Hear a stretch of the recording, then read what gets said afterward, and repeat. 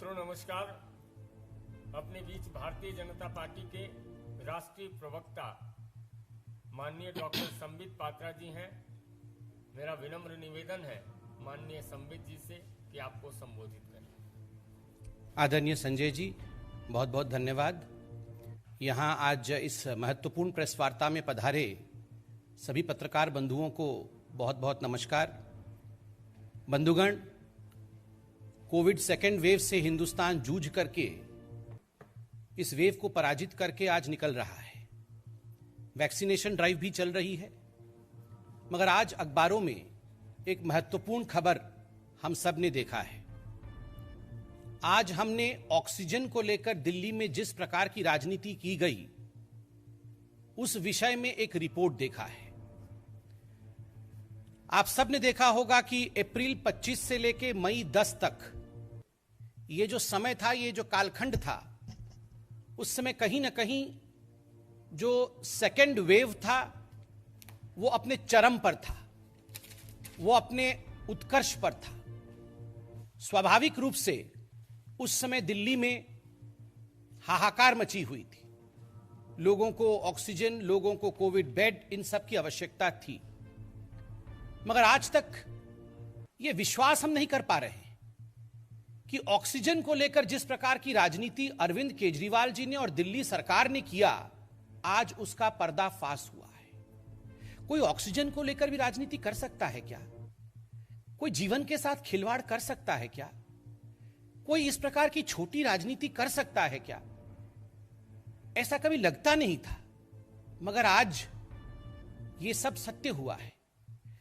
जब यह report, interim report of oxygen audit in NCT of Delhi, आपको पता होगा सुप्रीम कोर्ट में केस चला था ऑक्सीजन को लेकर। दिल्ली सरकार ने सुप्रीम कोर्ट में कहा था कि जितनी ऑक्सीजन की रिक्वायरमेंट दिल्ली सरकार की है, केंद्र सरकार उतनी ऑक्सीजन उसे मुहैया नहीं करा रही। इन सब विषयों को सुनते हुए सुप्रीम कोर्ट ने एक oxygen audit panel, supreme court ने यह निर्धारित किया था, सुप्रीम कोर्ट ने इस पैनल को स्थापित किया था। मुझे कहते हुए आज दुख हो रहा है कि उस पैनल के रिपोर्ट में जिस प्रकार का विषय सामने आया है वो चौंकाने वाला है। और वो पैनल का रिपोर्ट कहता है कि जो ऑक्सीजन की रिक्वायरमेंट दिखाई गई थी दिल्ली सरकार द्वारा, अरविंद केजरीवाल जी द्वारा, वो 4 गुना बढ़ा करके दिखाई गई थी। 4 times inflated oxygen requirement by Delhi. 4 गुना बढ़ा करके, जितनी रिक्वायरमेंट थी उसको 4 गुना बढ़ा करके बताया गया। और सबसे दुखद विषय है कि दिल्ली के इस झूठ के कारण, अरविंद केजरीवाल जी के इस झूठ के कारण 12 ऐसे राज्य थे पूरे हिंदुस्तान में जो अफेक्टेड हुए अपने ऑक्सीजन सप्लाई को लेकर, क्योंकि सब जगह से ऑक्सीजन काट करके दिल्ली भेजना पड़ा, क्योंकि अरविंद केजरीवाल जी कह रहे थे उनको बहुत ऑक्सीजन की आवश्यकता है, मगर वास्तविक आवश्यकता उतनी नहीं थी। और 12 राज्य जहां कोविड के बहुत केसेस थे उनको सफर करना पड़ा। उत्तर प्रदेश को सफर करना पड़ा, हरियाणा को सफर करना पड़ा, बाकी राज्यों को सफर करना पड़ा है। आप सोचिए जरा, ये जघन्य अपराध अरविंद केजरीवाल जी ने किया है। मैं कोई गाली गलौज की राजनीति में विश्वास नहीं रखता हूं, मैं आक्षेप की राजनीति में भी विश्वास नहीं रखता हूं, मगर यह सवाल तो हम पूछेंगे ना कि 12 राज्यों के ऑक्सीजन को काट करके आपने यहां केवल अपनी राजनीति के लिए, क्योंकि आप नाकाम हो रहे थे, आप फेल हो रहे थे, आपको कहीं ना कहीं यह ब्लेम शिफ्ट करना था, आपने फॉल्स अलार्म, झूठा अलार्म बजाया, पूरे देश में पैनिक फैलाया कि देखो दिल्ली को किस प्रकार से सौतेला व्यवहार दिल्ली के साथ किया जा रहा है, दिल्ली के साथ स्टेप मदरली ट्रीटमेंट किया जा रहा है। और आपने हरियाणा, उत्तर प्रदेश की सरकारों को गाली दी कि हमें हमारे ऑक्सीजन को रोक ले रहे हैं। आपको याद होगा अरविंद केजरीवाल जी रोज टीवी पे आकर गाली देते थे उस समय कि हमारे ऑक्सीजन को ये रोक रहे हैं। मगर आज मालूम पड़ रहा है कि इन्होंने झूठ बोल के ऑक्सीजन लिया और 12 राज्य उससे प्रभावित हुए। एक शब्द का प्रयोग किया है इस कमिटी ने, जिसके रिपोर्ट को मैंने दिखाया है, इस कमिटी ने, वो शब्द है ग्रॉस डिस्क्रिपेंसी।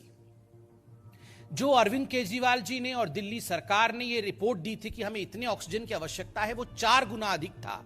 और ये ग्रॉस डिस्क्रिपेंसी था, ये भारी भूल था, क्योंकि सारे वैज्ञानिक दृष्टिकोण से कैलकुलेशन करने के बाद जो कैलकुलेशन सामने आया है वो चौंका देने वाला है।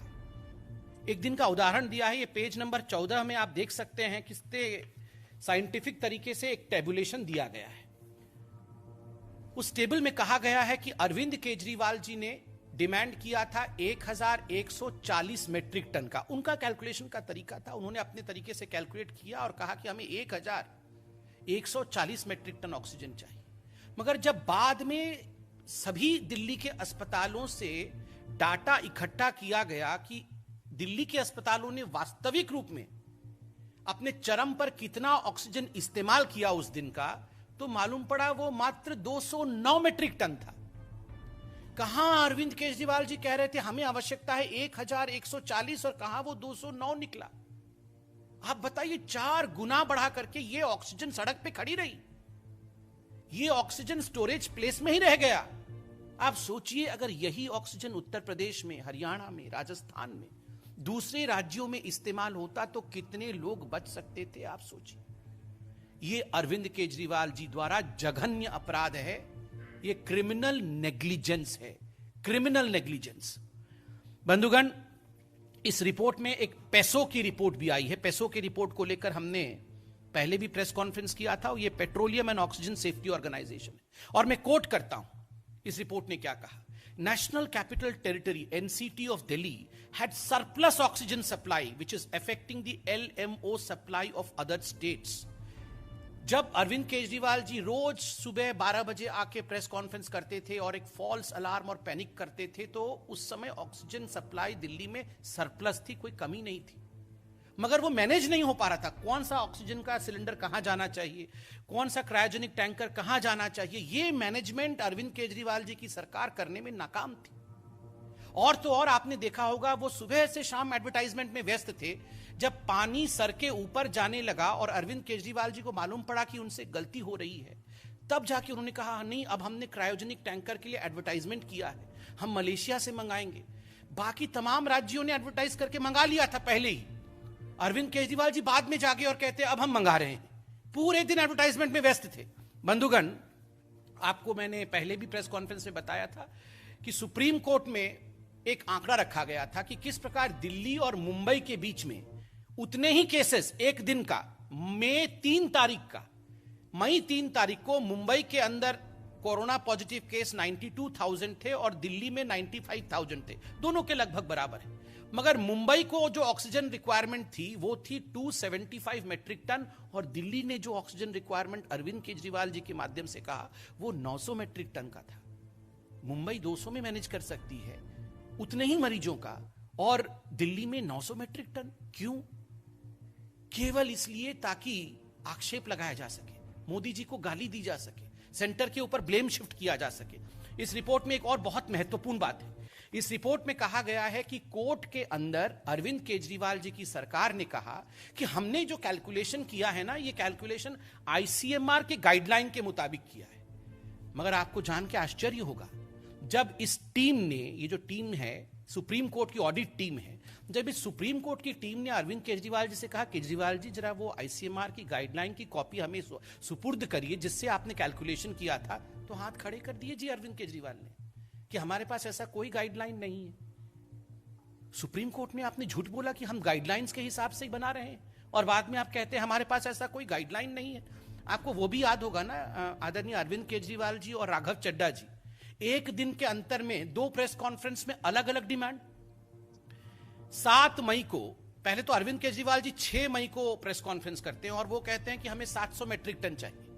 राघव चड्ढा जी उसके कुछ घंटों बाद प्रेस कॉन्फ्रेंस करके कहते हैं कि हमें 976 मेट्रिक टन चाहिए।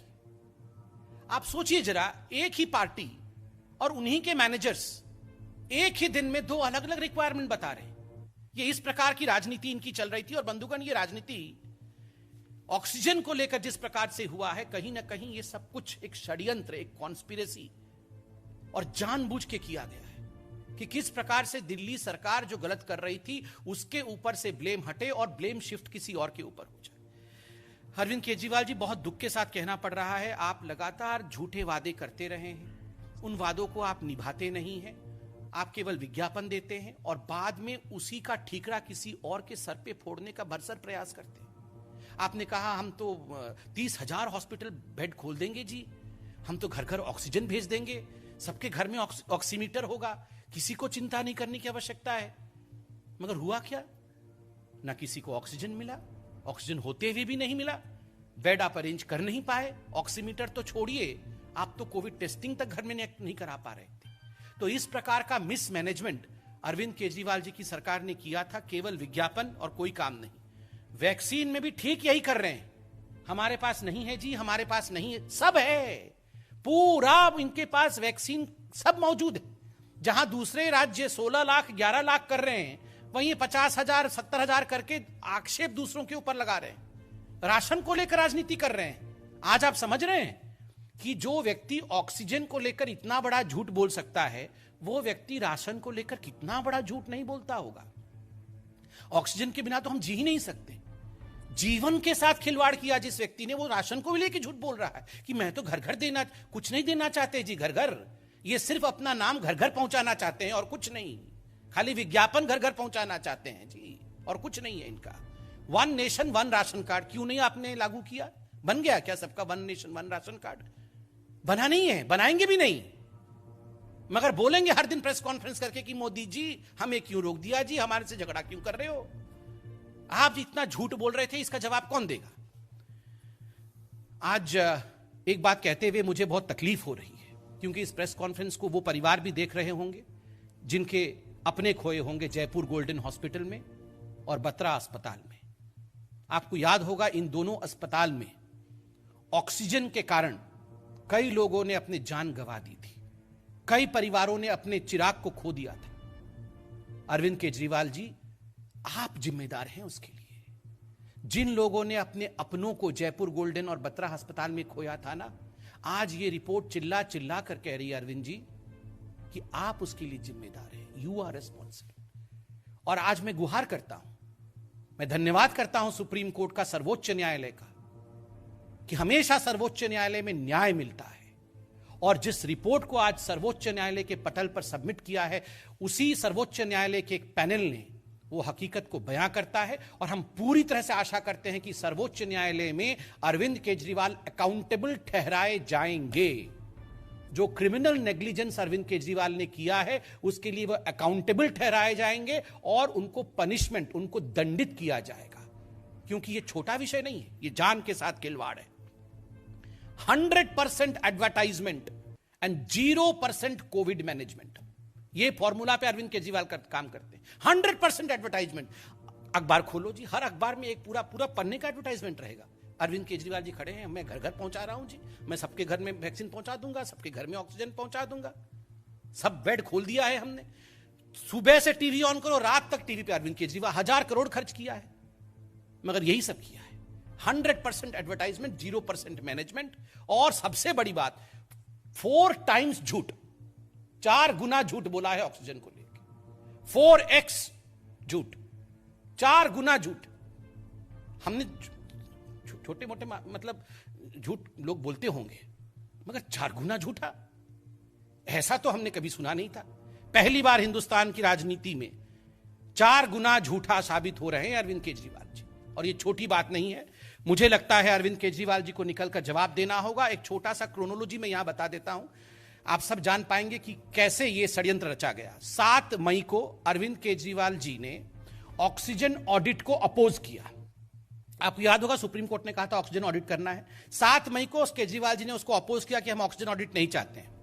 9 मई को सुप्रीम कोर्ट ने ऑडिट पैनल अपॉइंट कर दिया, जो जिसके विषय में आज हम बात कर रहे हैं। 9 मई को अपॉइंट हुआ ऑडिट पैनल। 13 मई को सिसोदिया जी ने प्रेस कॉन्फ्रेंस करके कहा नहीं, सरप्लस ऑक्सीजन दिल्ली के पास आ गई है, अब हमें ऑक्सीजन की कोई आवश्यकता नहीं है, जो ऑक्सीजन जहां है वहीं रुक जाओ, जो स्टोरेज सेंटर में ऑक्सीजन था आप सब वहीं रुक जाओ और ऑक्सीजन की आवश्यकता नहीं है। वाह, मतलब ऑडिट जैसे ही सुप्रीम कोर्ट ने ऑर्डर किया, आप तुरंत बोलते हैं हमारे पास सरप्लस ऑक्सीजन है। और 24 जून को अर्थात कल ये रिपोर्ट सबमिट होती है सुप्रीम कोर्ट में, जहां बताया जाता है कि 4 गुना बढ़ा करके ऑक्सीजन सप्लाई बताया गया था दिल्ली का। तो ये सब कुछ सोच समझ करके अरविंद केजरीवाल जी जानते थे, अनजाने में नहीं, जानबूझकर मोदी जी पे हमला करने के लिए किया। लोग जान भी गंवाए हैं। और मुझे लगता है अरविंद केजरीवाल जी को उन बच्चों का उत्तर देना पड़ेगा जो बच्चे आज दिल्ली में यतीम हो गए। अरविंद जी, आपके इस क्रिमिनल नेग्लिजेंस के कारण न जाने कितने बच्चों ने अपने मां बाप को खोया है। इसका जवाब कौन देगा? मैं सिर्फ इतना अंत में कहना चाहूंगा, मनीष सिसोदिया जी, आप थोड़ी देर के बाद प्रेस कॉन्फ्रेंस करके ये मत कहना कि हमें गाली देते हैं जी ये लोग। ये गाली नहीं है, ये अकाउंटेबिलिटी है। ये पूछ रहे हैं सवाल, और बहुत प्यार से सवाल पूछा है, कोई गाली गलोच नहीं है। लोगों की जाने गई हैं, इसकी जवाब अरविंद केजरीवाल जी आप देंगे। धन्यवाद मित्रों।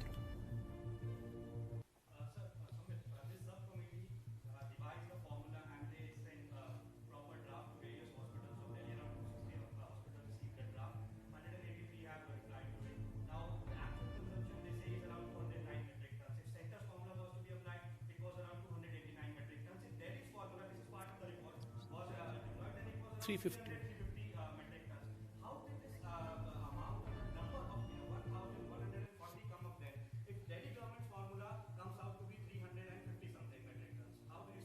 No, it's but natural that in fact this was a conspiracy in play, even by the standards of Delhi government formula, as you rightly pointed out, and the tabulation in page number 14 classically shows that the requirement of oxygen at best, even if we follow Delhi government's formula, would have been somewhere around 351 metric ton. And if we follow the central government's calculation, it would have been around 289 metric ton. And actually what was required was, and which was expended was, 209 metric ton, far below the Delhi government and central government's calculation. But Arvind Kejriwal projected it to be 1,140 metric ton. Just imagine the amount of criminality that is hidden behind this. ये साजिश है।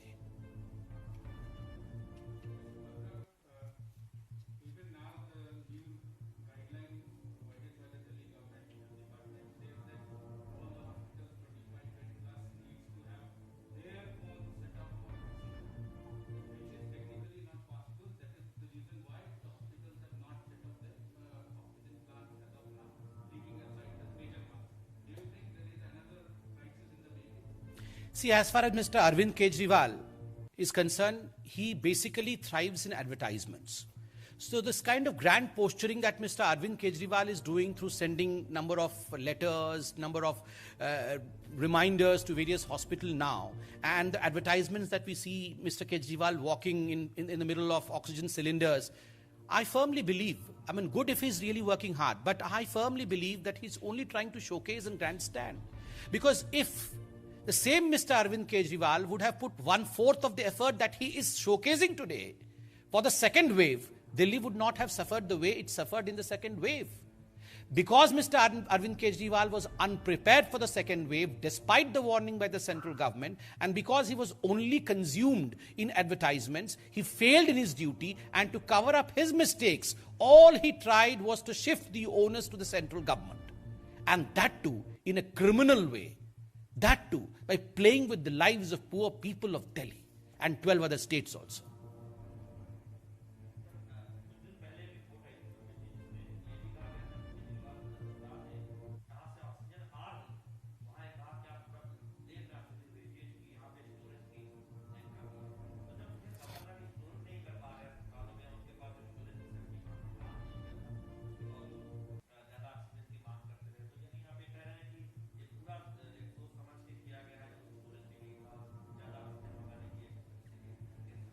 देखिए, peso report को लेकर हमने भी आज भी बताया, पहले भी प्रेस कॉन्फ्रेंस किया था, और ये मुख्य अखबारों में डिटेल में छपा था कि जिस तरह से सुप्रीम कोर्ट ने जब ऑक्सीजन ऑडिट की बात की, तुरंत उसके 2 दिन बाद 9 तारीख को सुप्रीम कोर्ट ने ऑक्सीजन ऑडिट की बात की, और 13 तारीख को दिल्ली सरकार ने और मनीष सिसोदिया जी ने प्रेस कॉन्फ्रेंस करके कहा कि अब हमारे पास सरप्लस ऑक्सीजन है, अब हमें ऑक्सीजन की आवश्यकता नहीं है।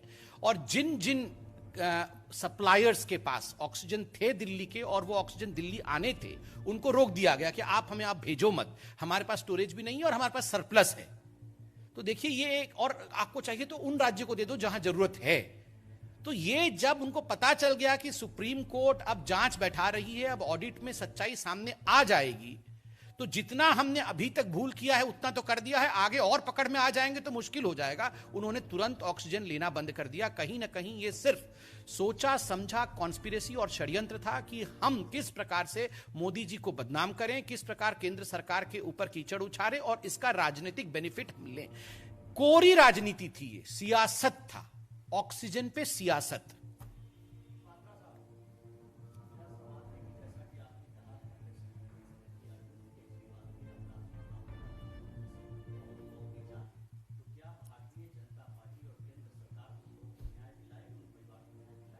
बिल्कुल न्याय दिलाएगी अमित जी, हम लड़ेंगे इसके लिए, ये जीवन का विषय है। हम बिल्कुल उन लोगों के साथ जिन्होंने अपने परिवार से अपने प्रियजनों को खोया है, उन बच्चों के साथ जो यतीम हुए हैं, उनके साथ खड़े हैं, और उनके लिए हम कहीं भी लड़ना पड़े हम बिल्कुल लड़ेंगे। और एक पार्टी के नाते नहीं, हम सेवा ही संगठन करने वाले लोग हैं, बिल्कुल सेवा भाव के साथ हम लड़ेंगे, कोई राजनीति नहीं, और हमेशा हम उन लोगों के साथ खड़े होंगे, न्याय उन्हें दिलाएंगे। Yes parliament.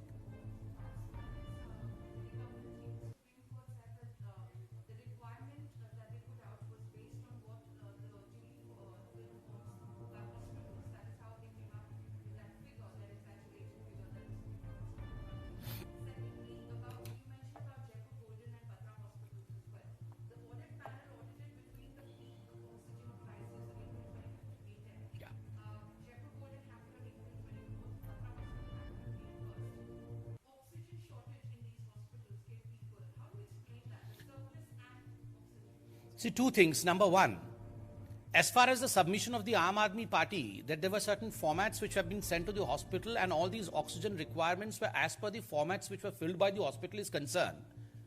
In this, two things are extremely important. Number one, remember there is a formulation by the central government as well as the Delhi government. There was a formulation on which the oxygen is being calculated across the country. Mumbai calculated with this formulation and in fact managed everything well. While in Delhi, Mr. Arvind Kejriwal's government submitted on the floor of Supreme Court that there was a formulation of Delhi government which was guided by the ICMR guidelines, but later failed to submit any such guideline to the audit team, meaning that in fact they were only falsifying and falsely putting things in front of the Supreme Court. And secondly, very importantly, if you would see the page number 14 of the audit panel's report, you would realize that about 4 hospitals had sent erroneous report in the formats. And when, in fact, the errors were corrected, huge amount of falsities were found in these reports, and these are Delhi government hospitals also. So I believe that there has to be a scientific basis. It has to be objectively assessed. There cannot be a subjective assessment as far as oxygen requirement is concerned. And number 2, as far as the dates of Batra and Jaipur Golden Hospital's unfortunate incidents are concerned, I would say the dates don't matter. The intention of the government matters. Since the intention of the government between April and May 10th, April 25 and May 10, the intention is quite clear now after the audit panel report. We can extrapolate the same intention to the dates of Jaipur Golden and Batra Hospital's unfortunate incident, because it was mismanagement of oxygen distribution by the Delhi government. I mean, had the oxygen been really distributed in a proper manner, both these hospitals would not have seen these deaths, as in fact told by their CEOs. Both Jaipur Hospital's advocate, in fact, on record on the floor of Supreme Court, agreed to the fact that it was because of the failure of the nodal officers of the Delhi government and confusion of Delhi government. And Dr. Gupta from Batra Hospital also in fact testified the fact that it was because of the mismanagement of the Delhi government that all this has happened in their hospital.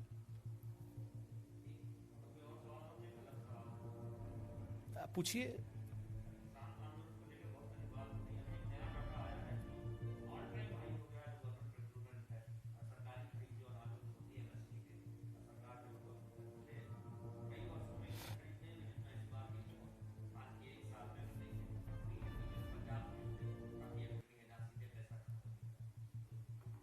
देखिए, इसमें कोई दो मत नहीं है। जहां तक नरेंद्र मोदी जी की सरकार का सवाल है, किसानों को लेकर जिस प्रकार की उदासीनता इससे पहले की कांग्रेस सरकार ने दिखाई थी, उन सभी उदासीन नीतियों को दूर करने का काम प्रधानमंत्री नरेंद्र मोदी जी ने किसानों के लिए किया है। खुद प्रोफेसर स्वामीनाथन, जिन्होंने एमएसपी के विषय में इतने वर्षों से कहा था कि मैं चाहता हूं कि एमएसपी बढ़ाया जाए, उनके स्वप्नों को भी साकार करने का काम नरेंद्र मोदी जी ने किया। और ये स्वामीनाथन जी ने एक आर्टिकल के रूप में बड़े अखबार में भी लिखा है। और आज जिस प्रकार खाद्यान्न का प्रोडक्शन ये पूरे इंडिया में रिकॉर्ड हाई पे है, और केवल प्रोडक्शन ही नहीं, बढ़े हुए एमएसपी पर उसकी खरीदारी यह भी रिकॉर्ड हाई पे है। और पंजाब और हरियाणा दोनों राज्यों से जिस प्रकार से सर्वाधिक प्रोक्योरमेंट किया गया है, यह भारतीय जनता पार्टी की जो सरकार है केंद्र में, उसके नियत को स्पष्ट रूप से दिखाती है कि ये किसान के साथ खड़े होने वाली सरकार है। मेरे ख्याल अमोद जी, यस।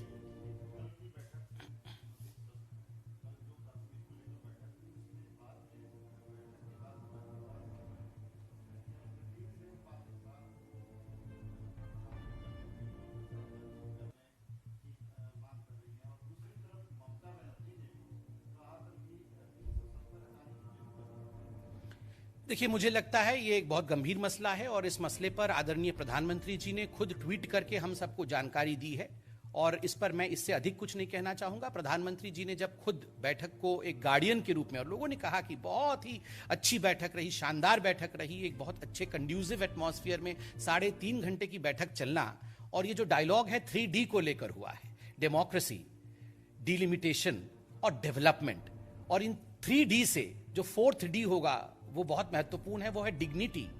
किस प्रकार से डिग्निटी के साथ जम्मू कश्मीर के लोग सर उठा करके आगे बढ़ सके, उसके लिए प्रधानमंत्री जी ने चिंता की है। स्वाभाविक है, हम सब उसका स्वागत करते हैं और सबसे बड़ी बात है सभी ने इसका स्वागत किया है पूरे देश में। मुझे लगता है इसमें इससे अधिक कुछ कहने की आवश्यकता नहीं है। धन्यवाद मित्रों।